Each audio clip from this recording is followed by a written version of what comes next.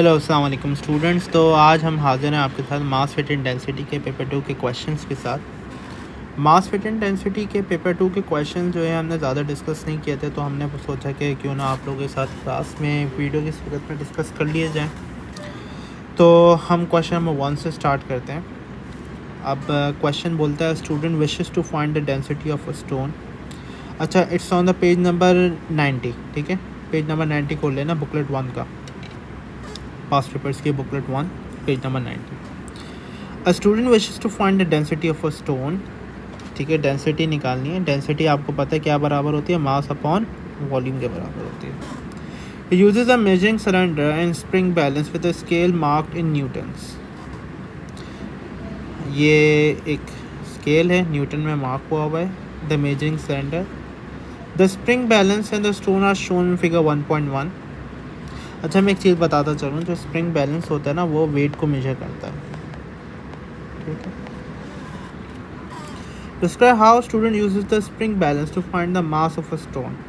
सबसे पहले अब ज़ाहिर है एक स्टूडेंट है, अगर वो स्प्रिंग वेट मेजर करेगा तो वेट से मास कैसे निकालना है, ये बात पूछ रहा है वो आपसे।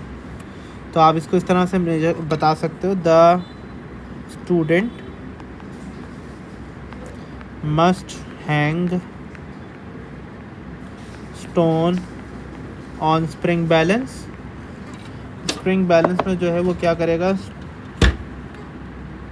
ऑन स्प्रिंग बैलेंस, पहली चीज़ note the reading,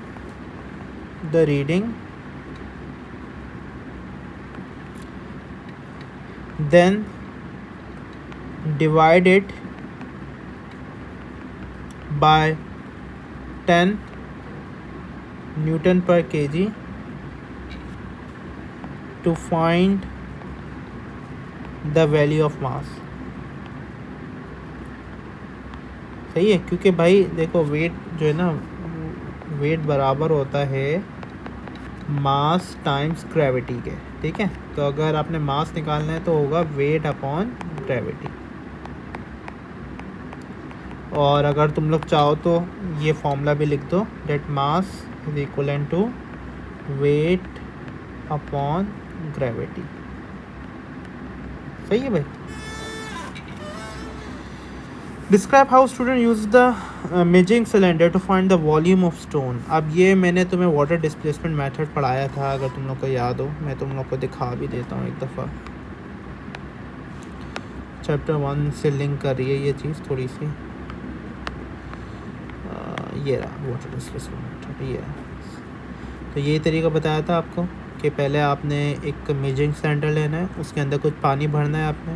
You have to pour some water in the measuring cylinder and note its reading as V1. Then आपने अपना स्टोन इसके अंदर पुट इन करना है, put the stone irregular object and note the new reading as V2. To find the volume of an object, simple V2 minus V1 कर देना। यही same चीज़ आपने यहाँ लिखनी है। ठीक है, तो take some water and take some water in measuring cylinder,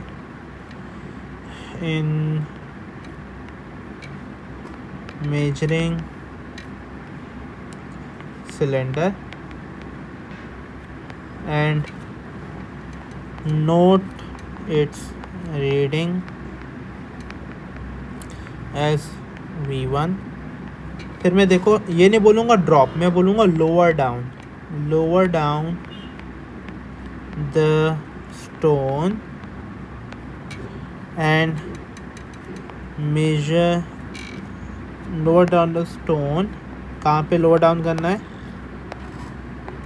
in measuring cylinder and note its reading as V2। Finally volume निकालने का फॉर्मूला क्या होगा, formula is V2 minus V1। सही है भाई। The mass of a stone is 150 gram and the volume is 70 cm3। Density calculate करनी है। Density mass upon volume होती है। मास 150 हो गया, वॉल्यूम है 70, तो आप कैलकुलेट कर सकते हो आराम से, कोई प्रॉब्लम नहीं है।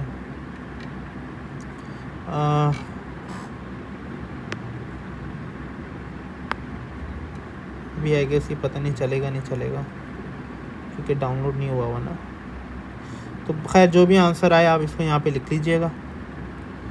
The stone is taken to another place where gravitational field strength is less, g की वैल्यू लेस है than 10 newton per kg. State how it affects the mass and the weight. Mass unchanged, जबकि weight जो होता है weight depends on gravity, that is mass time gravity. अगर gravity कम हो जाएगी तो वेट भी कम हो जाएगा, तो वेट क्या बोलेंगे, वेट रिड्यूसेस। बस हमें ये बताना था, स्टेट करना था, एक्सप्लेनेशन वगैरह नहीं देनी। Question number 2, it's an interesting question और it's a mixture of principle of moment and as well as mass weight and density. अच्छा, अब यहाँ पे थोड़ा सा माइंड इस्तेमाल करना है, ये टेक्निकल क्वेश्चन है, it's not a very easy question, तो तवज्जो से गौर से सुनना। क्वेश्चन बोलता है a student places a metre rule on edge of a triangular prism. एक मीटर रूल है, मीटर रूल 100 मीटर्स का होता है, आप देख लो इधर 0 metre, 10 metre, 20, 30, 40, 50, 60, 70, 80, 90, 100 metres metre rule है पूरा। और सॉरी नॉट मीटर्स, 100 सेंटीमीटर्स, ठीक है। अच्छा, उसके बाद क्वेश्चन बोलता है the prism is used as a pivot and a ruler balance about 50 cm mark. The student then places a wooden block of 10 centimeter mark on the rule and an empty measuring cylinder of 80 centimeter mark. ठीक है भाई, the rule is still balanced. Figure 2.1 shows the measurement. अब यहाँ पे इसने दिखा दिया कि भाई यहाँ पे आपको दिखा दिया। अच्छा, ये एक चीज़ का मैं बता दूँ, यहाँ से लेके यहाँ तक का जो आपका है लेंथ, ये तकरीबन है 40 सेंटीमीटर्स। कैसे भाई, ये 10 सेंटीमीटर है, ये 50 सेंटीमीटर, 10 50 माइनस 10 ये 40 सेंटीमीटर।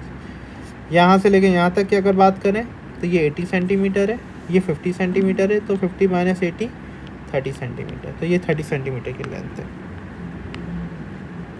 तो अभी ये बैलेंस है, वो कह रहा है बैलेंस है। अब आगे बोल रहा है now the student now places a weight of 0.3 Newton on the top of the block of the wood. अब 0.3 न्यूटन का वेट लगाया है उसने, नीचे की तरफ एक फोर्स लग रही है, कितनी, 0.3 Newton, 0.39 Newton. She then starts to pour oil into the measuring cylinder. अब वो ऑयल डालना शुरू कर रही है, ऑयल डाला, ऑयल डाला। The rule balances again when there is 60 cm3, यानी 60 cm3 का जब ऑयल डाला है तो रूल वापस से बैलेंस, का मतलब यहाँ का वेट और वहाँ का वेट बराबर हो गया, वेट तो नहीं, यहाँ का मोमेंट और वहाँ का मोमेंट बराबर हो गया होगा, यानी क्लॉकवाइज मोमेंट और एंटी क्लॉकवाइज मोमेंट। ये क्या था, ये है एंटी क्लॉकवाइज मोमेंट और ये है क्लॉकवाइज मोमेंट, ये दोनों मोमेंट बराबर हो गए, तभी आपका रूलर क्या हो जाएगा, हॉरिजॉन्टल हो जाएगा। अगर ये ज़्यादा हो जाएगा तो रूलर ऐसा हो जाएगा, अगर ये ज़्यादा हो जाएगा तो रूलर ऐसा हो जाएगा, लेकिन अगर दोनों बैलेंस होंगे तो मतलब रूलर बिल्कुल हॉरिजॉन्टल होगा। तो इसका मतलब क्लॉकवाइज मोमेंट और एंटी क्लॉकवाइज मोमेंट आपस में क्या हो गए, बराबर हो गए। आगे पढ़ा, द ग्रेविटेशनल फील्ड स्ट्रेंथ आपके पास गिवन है 10 न्यूटन पर केजी, ठीक है, ये हमारे पास कुछ डेटा है, हमने इसको हाईलाइट भी कर लिया। Calculate the weight of the oil in the cylinder. अब वेट निकालना है, वेट का मतलब है फोर्स निकालनी है। ये अभी हमने बोला है कि clockwise moment anti clockwise moment के बराबर। अच्छा, कुछ लोग कहेंगे W = mg लगाएंगे, तो mg लगाने के लिए मास होना चाहिए ना ऑयल का, ऑयल का मास ही नहीं है गिवन। जब ऑयल का मास ही नहीं गिवन तो फिर आप ये फॉर्मूला नहीं लगा सकते। अच्छा, कुछ लोग डेंसिटी का फॉर्मूला मास अपॉन वॉल्यूम का लगाएंगे, फिर वॉल्यूम तो गिवन है ना, वॉल्यूम गिवन है तो फिर हम निकाल लेंगे मास, सॉरी वेट निकाल लेंगे, मास निकाल लेंगे। मसला ये है अल्लाह के बंदों के डेंसिटी ऑफ ऑयल भी नहीं गिवन, तो ये फॉर्मूला भी नहीं लग सकता। तो कॉन्सेप्ट इस्तेमाल करो, वो बोल रहा है clockwise moment is equal to anti clockwise moment, इसको इस्तेमाल करना है। तो clockwise moment is equal to anti clockwise moment, जो कि प्रिंसिपल ऑफ मोमेंट हमने पढ़ा था उसके बारे में बता रहा हूँ, उसको मैं दिखा भी देता हूँ जल्दी से। एक नज़र दिखाना आपको ज़रूरी है, ताकि आपको ये तरीका हमने पढ़ा था ना, तो ये बिल्कुल यही सिचुएशन बनी हुई है। Clockwise movement anti clockwise movement के बराबर है बिल्कुल। तो अब ये बोलने कि भाई clockwise movement anti clockwise movement के बराबर है, तो क्लॉकवाइज कौन सा है, ये वाला है। और मोमेंट का फॉर्मूला होता है फोर्स टाइम डिस्टेंस। फोर्स हमारी है F, डिस्टेंस है हमारा 30 सेंटीमीटर, तो क्लॉकवाइज मोमेंट हो जाएगा F टाइम्स 30। एंटी क्लॉकवाइज ये रहा, ये है फोर्स टाइम डिस्टेंस होता है मोमेंट। 0.39 न्यूटन फोर्स है, डिस्टेंस हमारा है 40 सेंटीमीटर, तो ये हो जाएगा 0.39 टाइम्स 40। तो फोर्स आपकी हो जाएगी 0.39 इंटू 40 डिवाइडेड बाई 30, तो ये आपकी फोर्स निकल के आ जाएगी। अब इसको कैलकुलेट हमें करना पड़ेगा, हम कासियो का कैलकुलेटर इस्तेमाल कर लेते हैं।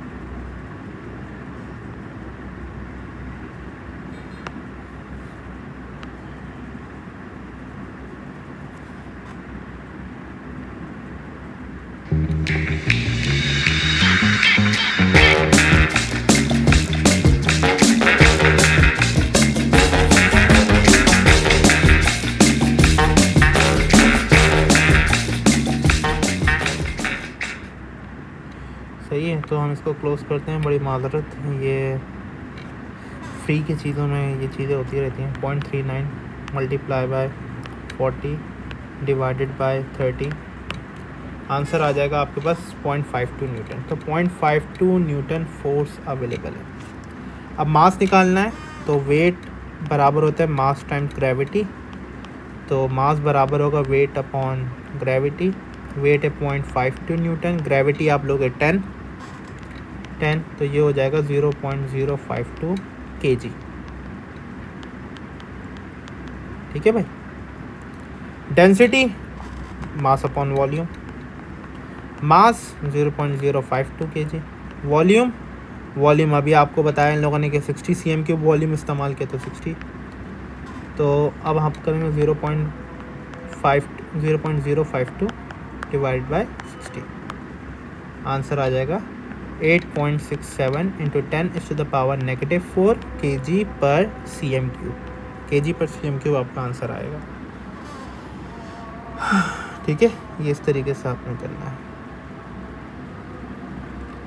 अब क्वेश्चन नंबर 3 की अगर हम बात करें, A space research organization plans to send astronaut to the Mars to examine the rocks on its surface. The organization will produce a report containing the information about the conditions on Mars. A1. The gravitational field strength on the surface of the Mars is 3.7 Newton per kg. Calculate the weight of the rock of 0.50 kg. It's an easy question. W equals to mg का formula लगाना है। मास 0.5, gravity है 3.7, 0.5 times 3.7 कर दें आप simple, तो 0.5 times 3.7, तो आपका जो आंसर आ जाएगा that is 1.85 newton. Sorry, not newton, it's it's newton. Weight निकालना था ना। क्वेश्चन नंबर A2 बोल रहा है, a rock dropped on a mass falls to the surface, state the acceleration of the falling rock, assume there is no air resistance. Mars के ऊपर जो gravity है ना वो है 3.7 न्यूटन पर केजी। जब भी कोई चीज़ गिरती है ना वो इनिशियली उसकी ग्रेविटी से गिरती है, तो यहाँ पे भी एक्सेलरेशन ऑफ फ्री फॉल क्या आ जाएगा, 3.7 मीटर पर सेकेंड स्क्वायर आ जाएगी। सेम एनर्जी की बात आ रही है, तो एनर्जी की बात आप एक्सक्लूड कर दो, कोई प्रॉब्लम नहीं है। वैसे हाफ mv² लगा सकते हो। आगे बोल रहा है, while still on the surface of Mars, the astronaut will measure the mass of each rock collected. Figure 10.1 shows two different devices to measuring the mass. एक आर्म लीवर है, एक है spring balance. A lever arm balances and set the brass disc. The mass of each disc is accurately determined on the earth and the value is marked on. मतलब वो दुकानदारों के beam balance नहीं होते जिस तरह आप लोगों ने देखे होंगे दुकान पे जो होते हैं, ये वही है बिल्कुल। डिवाइस बी बोल रहा है, the spring balance is accurately calibrated on Earth, the mass values are marked on the vertical अल्हम्दुलिल्लाह स्केल। अच्छा जी, अब वो स्प्रिंग बैलेंस को आने के इस्तेमाल कर रहे हैं, लेकिन मास को मार्क कर दिया इन्होंने। When two devices are used on Mars, they will give different reading for the mass of the same rock. Explain why.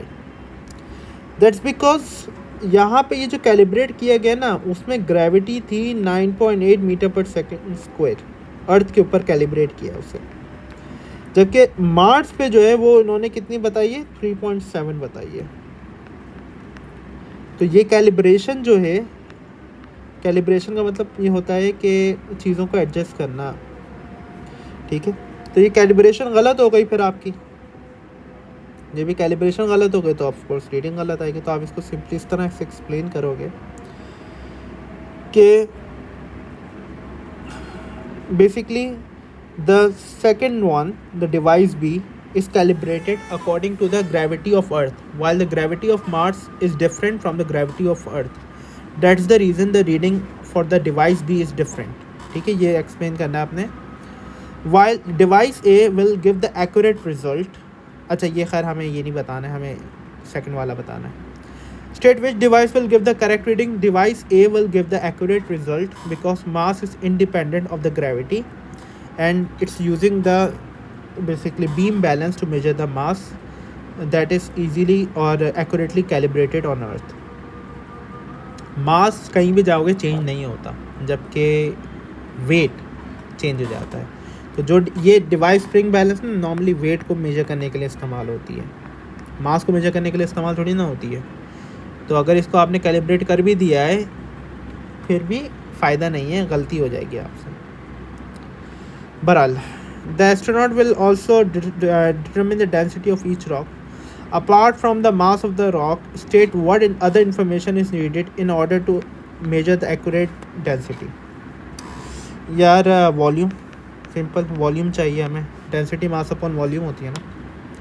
Describe a method for determining the density of a small irregularly shaped object of known mass n. अब density निकालने के लिए आपको दो चीज़ें चाहिए, एक मास चाहिए और वॉल्यूम चाहिए। मास can be measured by the beam balance, ठीक है, while volume is measured by using measuring cylinder. सही है, मैं सिर्फ लफ्ज़ों में बात बता रहा हूँ, इसकी पूरी राइटिंग करके नहीं दिखा रहा हूँ आपको, क्योंकि ये बहुत ही सिंपल सी बात है, ये इंग्लिश में लिखना है बस, जो उर्दू में समझा रहा हूँ मैं आपको। तो मेजरिंग सिलेंडर में आपने जो मेथड पढ़ना है, बताना है, वही वाटर डिस्प्लेसमेंट मेथड बताना है, ये वाला मेथड, कि इस मेथड को इस्तेमाल करके आप क्या कर सकते हो, आप वॉल्यूम को मेजर कर सकते हो। वॉल्यूम मेजर कर लिया आपने, वॉल्यूम मेजर कर लेने के बाद आपने सिंपल फार्मूला अप्लाई करना है, density equals to mass upon volume, और आपने डेंसिटी डिटरमिन कर लेनी है। तो ये तरीका फॉलो होता है बेसिकली। क्वेश्चन नंबर 4 पे आ जाओ। Figure 3.1 shows a thin sheet of plastic. A student tries to measure the thickness of a sheet with a ruler. But the sheet is too thin to measure accurately, of course. State what is meant by the mass. The student measured the mass of a sheet and obtained the value of 0.12 grams. अच्छा, अब what is meant by mass? Mass is the amount of matter in an object. Amount of matter in an object. Simple. Student is told that the density of the plastic is this. Calculate the volume. Volume निकाल लो भाई। Density is equals to mass upon volume का formula लगाओ। Volume, अब ये कैसे पता चला भाई, वॉल्यूम हमारे डेंसिटी गिवन है ना, वॉल्यूम निकालना है, मास तुम लोग को बता दिया ऑलरेडी, तो सिंपल लगा सकते हो। Volume is equal to mass upon density. Mass है हमारे पास 0.12, डेंसिटी है 0.91, तो अगर इसको करोगे तो 0.12 divide by 0.91, that is equal to 0.13 cm cube. 0.13 cm cube.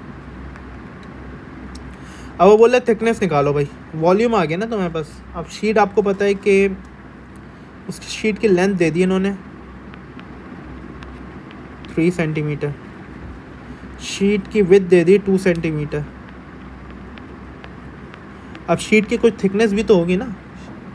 अब वो थिकनेस निकालने के लिए उन्होंने क्या बोला कि भाई थिकनेस निकालो, तो वॉल्यूम जो है वो बराबर होता है length times breadth times height, क्योंकि वो एक क्यूबिक शेप है, तो क्यूबिक शेप का वॉल्यूम इस तरह से निकलता है।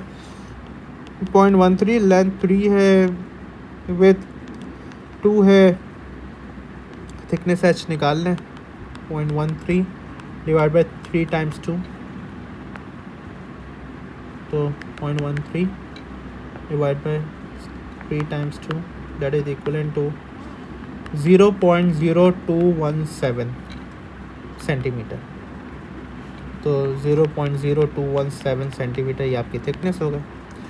State a measuring instrument that can be use to measure the thickness of a sheet accurately. Micrometer. अब माइक्रोमीटर हमने स्क्रू गेज जो है ये चैप्टर 1 के अंदर इतनी दफ़ा ये कर लिया है, एक दफ़ा हमने लैब भी की थी, याद होगा, thickness of a sheet of paper निकालना था हमें, तो क्या यूज़ कर रहा था हमने, माइक्रोमीटर स्क्रू गेज। तो वही वाली चीज़ यहाँ पे पूछी गई है। Question number 5, 3.1 shows a small brick hanging from a Newton meter. Newton meter is used to measure weight. Again, Newton किसका यूनिट होता है, फोर्स का। फोर्स क्या है, wait. The reading on the Newton meter is 3 Newton. Describe how the reading on the Newton meter can be used to find the mass of the brick. By dividing the reading by gravity, we can find the mass. Simple. और आप इसको इस तरह भी कर सकते हो कि mass is equal to weight upon gravity. ठीक है, ये दोनों बातें लिख दी हमने, क्योंकि भाई इससे हमारे पास आ जाएगा वेट, तो वेट को जब हम ग्रेविटी से डिवाइड करेंगे तो हमारे पास मास आ जाएगा। ठीक है। क्वेश्चन नंबर 6, 1 मिनट दीजिएगा बस मुझे।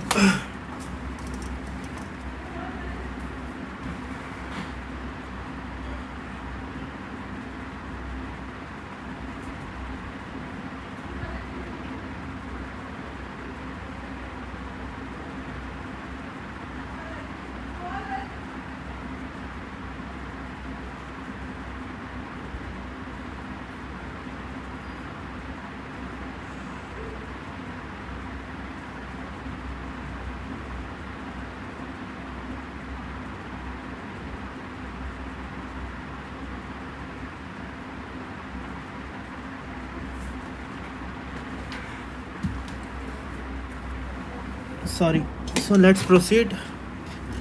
क्वेश्चन नंबर 6 पे हमने करना है। क्वेश्चन नंबर 6 बोल रहा है आपका that figure 2.1 shows a man of 80 kg standing in a lift elevator. ठीक है, what is the weight of a man. Weight है मास टाइम्स ग्रेविटी होता है। मास 80 kg गिवन है, ग्रेविटी जो है हमारे पास 10 अवेलेबल है, सिंपल 800 न्यूटन्स। आगे बोल रहा है, बस यही है, इतना इजी सा था। Question number 7, figure 1.1 shows a jug of a liquid and an empty measuring center in an electronic balance that gives the mass values, of course. The electronic balance uses the weight of a measuring cylinder and determine its mass. The weight and the mass are the different units. So 2 other ways in which the weight differs the mass. So basically mass is basically amount of matter. Mass is amount of matter and weight is force. Mass is independent of gravity,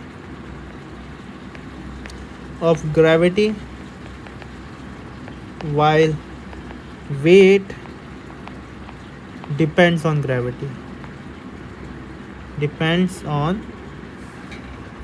ठीक है, gravity के ऊपर depend करते हैं, depends on gravity. Discuss how to determine the density of liquid using the apparatus shown in 1.1। तो basically जो है आपने इस तरीके से करना है कि initially note the reading of balance, या मुझे लिखना चाहिए नोट द इनिशियल रीडिंग। आप शुरू की रीडिंग नोट कर लें पहले, initial reading of balance, then add let's say 50 cm cube of liquid. Note the new reading of balance. To find the mass of liquid, subtract both readings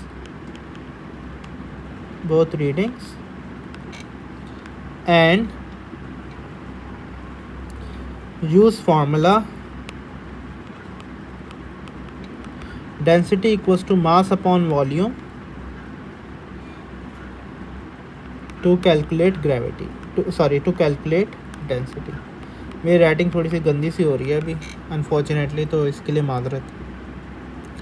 तो भाइयों और बहनों, डेंसिटी निकालनी है आपने, वॉल्यूम निकालना है, डेंसिटी गिवन है और मास गिवन है। तो सिंपल वॉल्यूम जो बराबर होता है वो बराबर होता है मास अपॉन डेंसिटी के।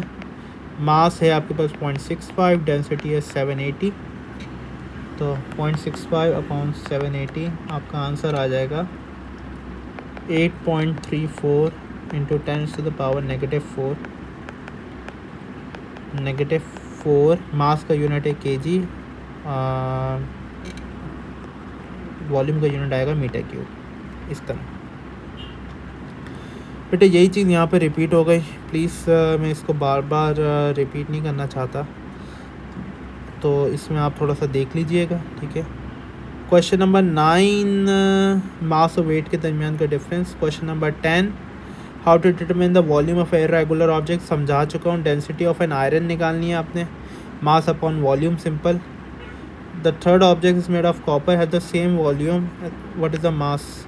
ये सिंपल क्वेश्चन है, ज़्यादा कोई इसमें कॉम्प्लेक्सिटी नहीं है आई गेस। सो अगर फिर भी आप लोग को इशू हो तो प्लीज़ मुझसे फिर व्हाट्सएप पे पूछ लीजिएगा, या फिर वो कर मतलब कोई हमारी जब क्वेरी क्लास होगी तो इंशाल्लाह उसके अंदर फिर हम डिस्कस कर लेंगे। इसमें कोई ऐसा मुश्किल चीज़ नहीं है, ठीक है। तो ये कि मैं क्वेश्चन नंबर 10 का आई डोंट नो आंसर आपके पास गिवन है कि नहीं, मैं दिखा देता हूँ। ये रहा क्वेश्चन नंबर 10। इन केस अगर आंसर नहीं हो आपके पास तो ये आप अपने पास इसके आंसर्स इस तरीके से देख सकते हो, ठीक है। 4, 5, 6 वगैरह का तो मैंने करवा दिया है, तो इसलिए आप इसको यहाँ से देख लो, ठीक है। तो ये मास वेट एंड डेंसिटी के पेपर 2 के क्वेश्चन हो गए। आई होप इंशाल्लाह प्रॉब्लम नहीं होगी तुम लोग को, इंशाल्लाह अल्लाह ने चाहा तो। ठीक है, अपना ख्याल रखो। अल्लाह हाफ़िज़।